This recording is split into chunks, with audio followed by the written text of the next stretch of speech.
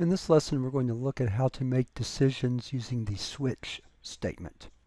The switch statement is just kind of a more structured if-else-if statement. So we're going to begin by creating a string variable grade, and we're going to assign it a letter grade. We're going to say B here. Then the way the switch statement works is we're going to pass to the switch statement the variable grade. And then we're going to have it look at the various possible grades and then assign a value of points. So before I do anything else, let me also create a variable points. We'll set it to 0. So the first thing we're going to do is say case A. And what that means is that we're going to look to see if the value of grade is equal to A. If so, then we want to assign 4 quality points to our points variable, and then we want to break out of the statement. So we write a break. I'll explain how that works in a minute. Now we want to look at the second possibility, a B. Whoops, let's go back to that. Hang on, there we go. And then if grade is equal to B, then we want to assign 3 quality points, like that.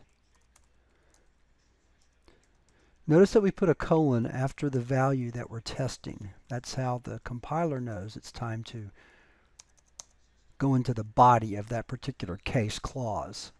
So then if they have a C, then we're going to say points plus equal to, and then break.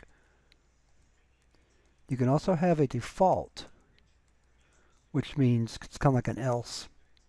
And then we're just going to say add 0 to that variable points, and then break again. That finishes up our switch. So we're going to close it out. Oops, wrong line. Let's fix that there.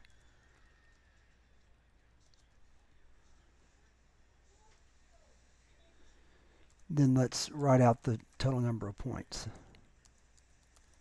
Whoops.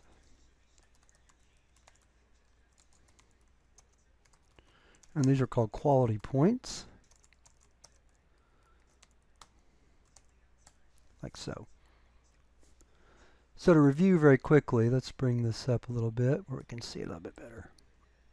The switch statement takes a value and then compares that value that's stored in a variable to different possibilities. So we're saying case the value of grade is equal to A, then assign 4 more points to points, and then break. And again, the break is like a close the body and break out of the whole statement.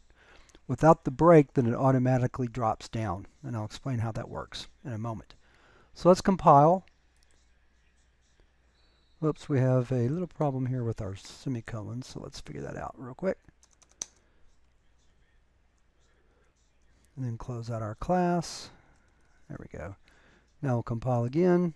There we are. So we'll close that, and then we'll run the program. So the total quality points were 3 because we assigned a B. So let's go back to our program. Because grade was B, then the quality points we got were 3, which we added 2. Let's change it to a C. Recompile. And then we should see the quality points be 2. Now, what happens when we break, here's what happens when we take out a break. Let's go back and set quality, let's set the grade to B. Then let's take the break out right here. I could have commented it out, I'll just erase it. Same difference. Now, what happens when you take out a break is that the execution automatically falls through to the next case clause. So what's going to happen is it's going to not only add 3 to points, but it's going to fall through to case C clause, and it's going to add 2. So what we're going to find here is we're going to find that the total number of points should be 5. So let's compile, close it, and then run our program. And you see total quality points is 5. And that's because, let me go back to the code. Grade was B, so this case clause matched.